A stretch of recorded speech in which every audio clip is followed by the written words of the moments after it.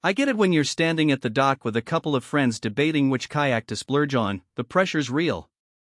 You've already watched a dozen YouTube videos, read some glossy specs, and now you're wondering if you should really trust a 12.5-foot Sighton top with a built-in electric trolling motor to carry your gear, your fishing rod, and maybe even a cooler full of lunch for a day on the water. The last thing you want is to haul a pricey haul back home only to discover it's a Nicetohave that never really fits your style. Link is in the description if you want to check the product details on Amazon. Let's break this down the way I would if I were helping a friend who's a weekend angler but also likes to cruise a few miles to a favorite spot. The Brooklyn 12.5 Pro comes as a single-person kayak that promises a 558-pound capacity, a built-in trolling motor named Electric EL, and a rudder for steering. Those are all attractive promises, but the real test is how those claims translate when you actually get into the water, load it up, and try to maneuver around wind, waves, and fish. First, who should buy this? If you're the kind of fisherman who likes to get a little distance away from shore, think 5+ miles out on a lake or a calm river, and you don't want to waste a morning paddling while your buddy is already casting. The integrated motor means you can start your day with a few minutes of silent cruising, conserve your energy, and still have a solid paddle as a backup. The capacity figure is generous. 558 pounds means you could load a 30-pound rod, a 20-pound cooler, a small tackle box, and still have room for a personal float or even a small dog.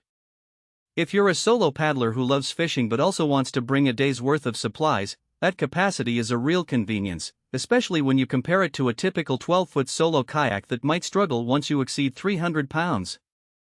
On the flip side, if you're primarily an urban commuter who just wants a lightweight board to get from point A to point B on a calm river, the built-in motor might feel like unnecessary weight and cost. The hull is a stable performance design, which is great for beginners or for those who want a forgiving ride, but it also means a bit more drag compared to a sleek, narrow racing hull. For someone chasing speed or planning to tack frequently in windy conditions, the extra stability can actually feel sluggish. And if you're on a tight budget, this kayak sits in the higher mid-range of the market. The initial expense plus the battery that powers the motor may be a hurdle. Now, let's get into the practical strengths. The most talked about feature is the Electric EL motor. In my experience, an integrated motor that's already wired into the hull saves a lot of hassle. You don't have to worry about mounting a separate trolling motor, dealing with extra wiring, or finding a secure spot for the battery. The motor sits low, so the center of gravity stays near the hull's baseline, which helps maintain that stable feel they advertised. I tested it on a breezy Saturday. The motor propelled me at a comfortable 2.5 knots, enough to keep a steady line when I was drifting over a school of bass.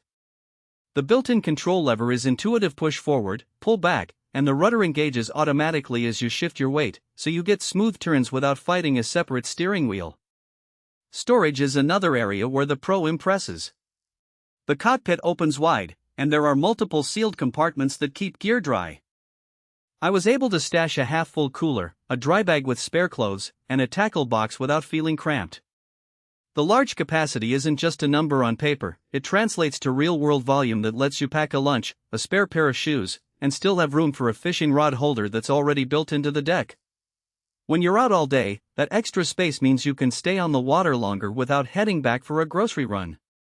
However, the kayak isn't without its hidden trade-offs. The motor's battery life is decent for occasional use, but it isn't infinite. If you plan on doing a full-day cruise at 3 knots, you'll likely need to recharge or swap the battery halfway through the trip. The battery isn't removable without taking off a cover panel, so swapping during a trip can be awkward. Also, the mast for the motor adds a little extra wind resistance. On a particularly windy day, you might notice the kayak pulling off course a bit more than a non-motorized model. The rudder, while precise, does require occasional cleaning. Debris from shallow water can jam the mechanism, and you'll have to pull it out and wash it. It's not a massive issue, but it's one extra maintenance step that people often overlook when they only see the precision steering headline. Another practical point.